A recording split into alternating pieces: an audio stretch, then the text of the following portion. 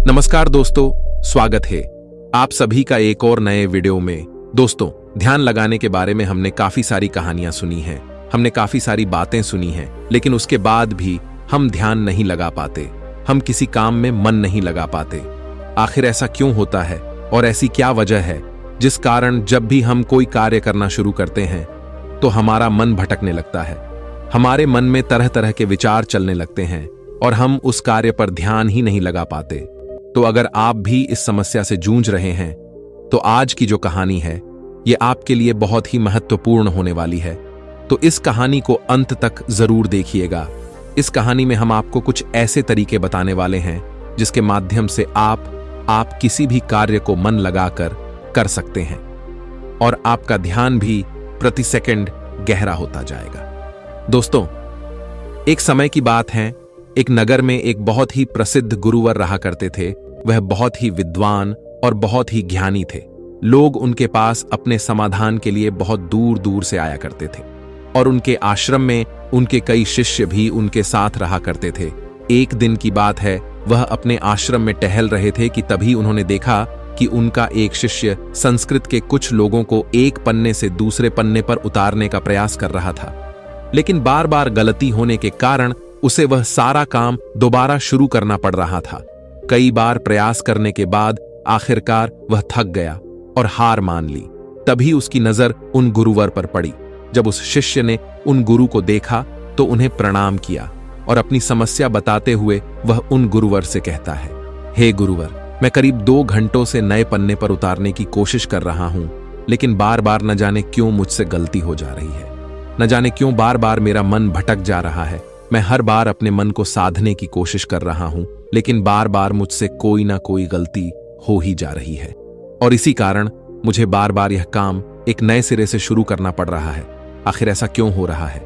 इसका जवाब देते वह गुरुवर अपने उस शिष्य से कहते हैं, भंते, ऐसा केवल ध्यान की कमी के कारण होता है, क्योंकि एक साधारण इंसान अपने मस्तिष्क की 99% ऊर्जा को यूं ही व्यर्थ कर देता है। इसी कारण उसका मन किसी भी कार्य में नहीं लग पाता और यही वजह है कि उनसे बार बार गलतियां होती रहती हैं और वह चाहकर भी उन गलतियों को सुधार नहीं पाते और वहीं पर एक सधा हुआ मन इन कार्यों को बड़ी सरलता और सहजता से कर लेता है और इसके पीछे भी कई कारण हैं। तभी वह शिष्य उन गुरुवर से कहता है, कौन से कारण है गुरुवर? तभी वह गुरुवर अपने उस शिष्य से पहला कारण बताते हुए कहते हैं, भंते, आप लिखते वक्त जरूर किसी और घटना के बारे में सोच रहे हो। इस पर वह शिष्य हाँ में सर हिलाते हुए कहता है, जी गुरुवर, आपने बिल्कुल सही कहा।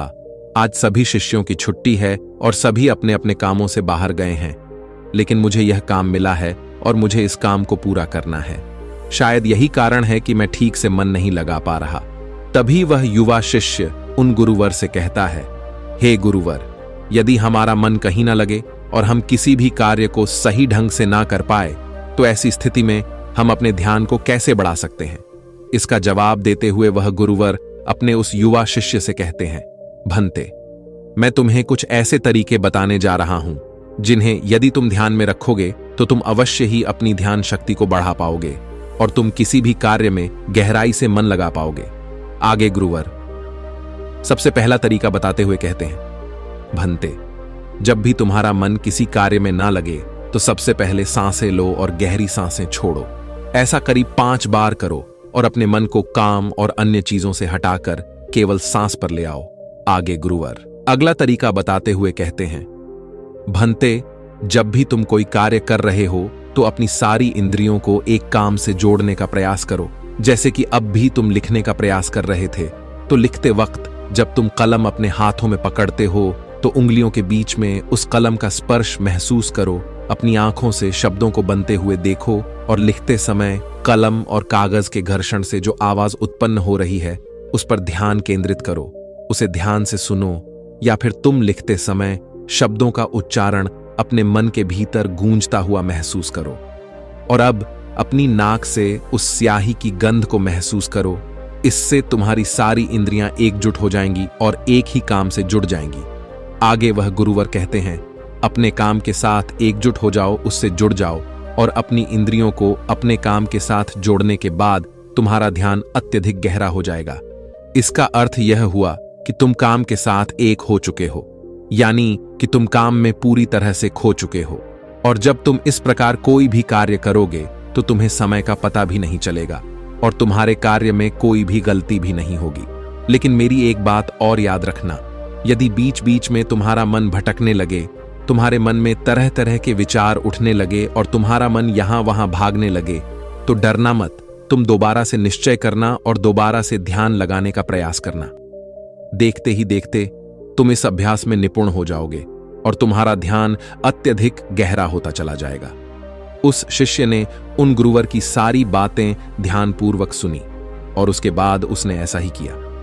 और देखते ही देखते वह अपने कार्य में इतना खो गया कि जहां जहां वह गलतियां कर रहा था वहां पर अब उससे कोई भी गलतियां नहीं हो रही थीं।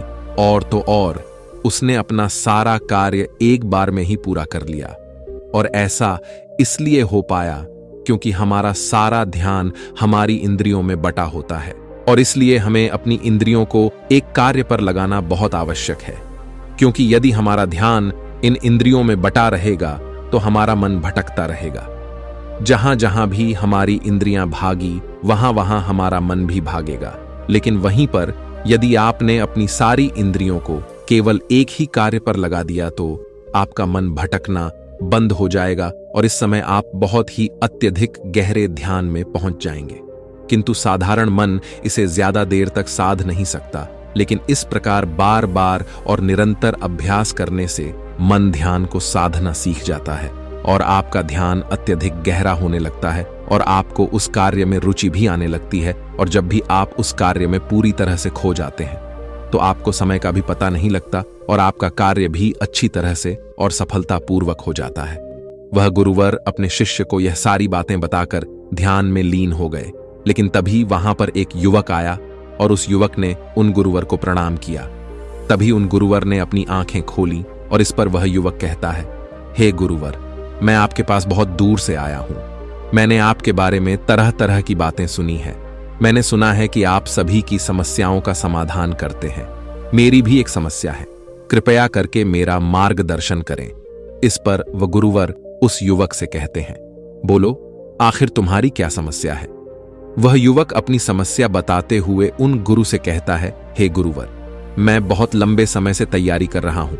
मैंने कई तरह के सरकारी परीक्षाएं भी दी हैं, लेकिन मैं किसी में भी उत्तीर्ण नहीं हो पाया। मुझे यह पता ही नहीं चल पा रहा कि आखिर मुझसे गलती कहां हो रही है, आखिर मुझ में क्या कमी है। उस युवक का यह प्रश्न सुनकर वह गुरुवर मुस्कुराने लगे और उस युवक से कहते हैं, भंते, क्या तुम सच में अपनी परीक्षा में सफल होना चाहते हो? इसका जवाब देते हुए वह युवक कहता है, हां गुरुवर, मैं अपनी परीक्षा में सफल होना चाहता हूं, इसीलिए तो मैं आपके पास आया हूं। कृपया करके मेरा मार्गदर्शन करें। तभी वह गुरुवर अपने स्थान से उठे और उस युवक का हाथ पकड़कर के एक कुएं पर ले गए। कुएं के पास पहुंचकर उन गुरुवर ने उस युवक के हाथ में एक घड़ा थमा दिया और उस युवक से कहा, इस घड़े में पानी भरकर वापस आश्रम में ले आओ। इतना कहकर वह गुरुवर वापस आश्रम लौट गए। लेकिन वह युवक वहीं खड़ा खड़ा यह सोच रहा था, भला इस घड़े में पानी भरने से मुझे मेरे प्रश्न का उत्तर कैसे मिलेगा? आखिर मुझे यह कैसे पता चलेगा कि मैं परीक्षा में कैसे पास हो सकता हूं? लेकिन उस युवक के पास और कोई विकल्प भी नहीं था, इसलिए जैसा कि उसे उन गुरुवर ने कहा था, कुएं से पानी खींचा और मटके में पानी भर लिया। लेकिन यह क्या, मटके में तो कई सारे बारीक छेद हैं जिनसे पानी धीरे धीरे रिस रहा है। वह युवक मन ही मन यह सोचने लगा, इस घड़े में तो छेद है, मैं इसे आश्रम में कैसे ले जाऊंगा? तभी उसने सोचा, यह छेद तो बहुत छोटे हैं, यदि मैं इसे जल्दी जल्दी ले जाऊं तो मैं आश्रम तक जल्दी पहुंच जाऊंगा और इसमें से पानी भी ज्यादा नहीं गिरेगा। यह सोचकर उस युवक ने वह घड़ा उठाया और दौड़ता हुआ वह जल्दी जल्दी उन गुरुवर के पास पहुंचा। लेकिन जब तक वह वहां आश्रम पहुंचता वह पूरी तरह से भीग चुका था और मटके में पानी केवल नाम मात्र के लिए ही बचा था। इसे देखकर वह गुरुवर मुस्कुराने लगे और उस युवक से कहते हैं, मन का भटकाव बहुत बड़ी बीमारी है और तुम्हारे साथ भी यही हो रहा है। तुम्हारे मन में विभिन्न प्रकार के विचार हैं, अर्थात तुम एक समय में कई सारे विचार सोच रहे हो, जिस कारण लगातार तुम्हारी मानसिक ऊर्जा व्यर्थ हो रही है और इसीलिए मेहनत करते हुए भी तुम कोई परिणाम प्राप्त नहीं कर पा रहे हो, जैसा कि उस मटके में कई सारे बारीक छेद थे और तुमने सोचा कि तुम उसे लेकर जल्दी जल्द आश्रम पहुंच जाओगे, जो तुम्हारा लक्ष्य था। लेकिन तुमने देखा कि वह सारा पानी धीरे धीरे करके उस मटके से गिरता चला गया और अंत तक इस मटके में केवल नाम मात्र पानी ही बचा है। इसलिए अपने मन को भटकने से रोको, क्योंकि ध्यान के बिना कोई भी कार्य पूरा नहीं किया जा सकता है। इस पर कुछ लोग जरूर कहेंगे कि कुछ काम केवल शारीरिक शक्ति से ही होते हैं, लेकिन याद रखें कि शरीर भी मन के आदेश पर ही चलता है, इसलिए सारे कार्य मानसिक शक्ति से ही संभव हो पाते हैं। यदि कोई लकड़हारा लकड़ी काटते समय ध्यान ना रखे तो वह एक जगह पर कुल्हाड़ी नहीं चला सकता और हो सकता है कि वह खुद को चोट भी पहुंचा ले। इसलिए जानकारी और हर कार्य का मूल तत्व है ध्यान। और यदि तुम अपने जीवन में कुछ बड़ा हासिल करना चाहते हो, इस परीक्षा में सफल होना चाहते हो, तो तुम्हें एक जगह तो ध्यान लगाना सीखना ही होगा, क्योंकि तुम जैसी आदत डालोगे वैसा ही तुम्हारा मन बनता चला जाएगा। इसलिए जब भी तुम छोटे से छोटा कार्य भी करो तो उसे पूरा मन लगाकर करो। ऐसा करने से हमारे मन का स्वभाव बदलने लगता है और हम किसी भी कार्य में मन लगाने लगते हैं। और यदि एक बार तुमने इसमें निपुणता हासिल कर ली तो तुम्हें सफलता अवश्य मिलेगी। तभी वह युवक उन गुरुवर से कहता है, किंतु गुरुवर, जब भी मैं पढ़ने बैठता हूं तो मन में तरह तरह के विचार आने लगते हैं और मैं मन के उन विचारों में हटा चला जाता हूं। मैं चाहकर भी अपने मन को रोक नहीं पाता।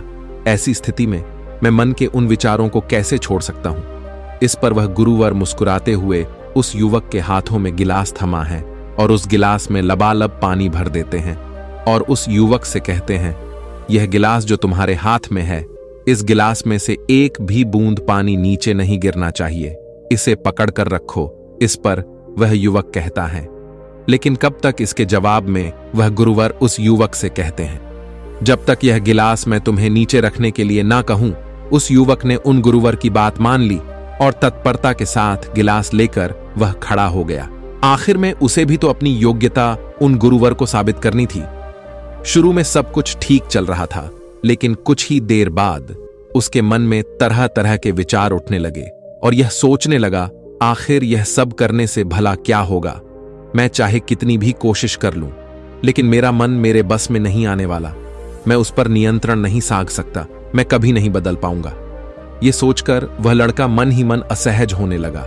वह लगातार कोशिश करता रहा, लेकिन अब उसके शरीर के हिलने से बार बार पानी गिलास से नीचे गिर रहा था और जमीन पर फैल रहा था। यह देख वह गुरुवर उस युवक से कहते हैं, बेटा, जब तक तुम्हारा मन शांत था तब तक पानी की एक बूंद भी गिलास से नीचे नहीं गिरी, लेकिन जैसे ही तुम्हारे मन में तरह तरह के विचार उठने लगे, तुम्हारा शरीर भी वैसी ही प्रतिक्रिया देने लगा और तुम्हारे शरीर की प्रतिक्रिया देने के कारण गिलास से पानी नीचे गिरने लगा और जमीन पर फैलने लगा। आगे और गुरुवर उस युवक को समझाते हुए कहते हैं, बेटा, जैसे गर्म लोहे पर हथौड़ी की चोट पड़ती है तो वह एक नया आकार लेता है, ठीक उसी तरह से एक विचार छोटे हथौड़े के जैसा होता है, जिसकी चोट से इंसान का शरीर, व्यक्तित्व और मन आकार लेने लगता है। अर्थात तुम्हारा यह मन ग्लास में पानी की तरह है और यह बहुत आसानी से भटक जाता है, विचलित हो जाता है। यदि तुम चाहते हो कि ग्लास में भरा हुआ यह पानी शांत रहे, तो इसके लिए तुम्हें अपने मन को शांत रखना होगा। इसके बाद गुरुवर उस युवक को कहते हैं, अब इस ग्लास को एक बार फिर से पकड़ो और अपना सारा ध्यान अपनी सांस पर ले आओ। सांसों को अपने पेट में, सीने में आता जाता महसूस करो। हाथ में जो दर्द है, जो असहजता हो रही है, उसे जाने दो। मन में जो विचार आ रहे हैं उन्हें जाने दो। खुद को यह याद दिलाओ कि तुम मन नहीं हो, बल्कि मन को देख रहे हो। तुम सांस भी नहीं हो, तुम सांस को देख रहे हो। ऐसा याद करने से विचार आकर चले जाएंगे, लेकिन तुम्हें विचलित नहीं कर पाएंगे। थोड़ी देर तक वह लड़का यूं ही अभ्यास करता रहा और अब तक पानी के उस गिलास से एक भी बूंद पानी नीचे जमीन पर नहीं गिरी। यह देखकर वह गुरुवर मुस्कुराए और उस युवक से कहते हैं, बेटा, बस अब यही अभ्यास अपने काम और पढ़ाई में करना। इससे मन धीरे धीरे शांत होने लगेगा। फिर कोई भी बड़ी चीज हासिल करना मन के लिए स्वाभाविक हो जाएगा। इस प्रकार तुम किसी भी बड़े से बड़ा लक्ष्य को हासिल कर सकते हो। और यदि तुम किसी परीक्षा में सफल भी होना चाहते हो तो यह भी तुम्हारे लिए बहुत सहजता से हो जाएगा। इतना कहकर वह गुरुवर शांत हो गए और वह युवक भी यह समझ चुका था कि आखिर वह इतने सारी परीक्षाएं देने के बाद भी अब तक सफल क्यों नहीं हो पाया।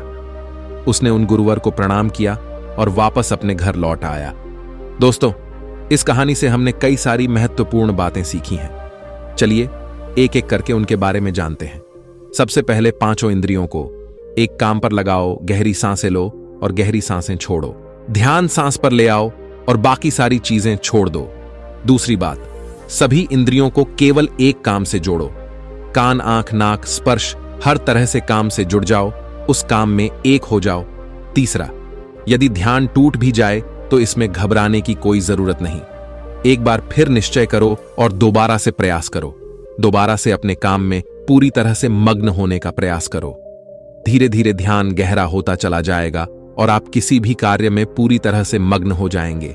जब ऐसा होगा तब आप वह कार्य बड़ी सरलता और सहजता से पूरा कर लेंगे।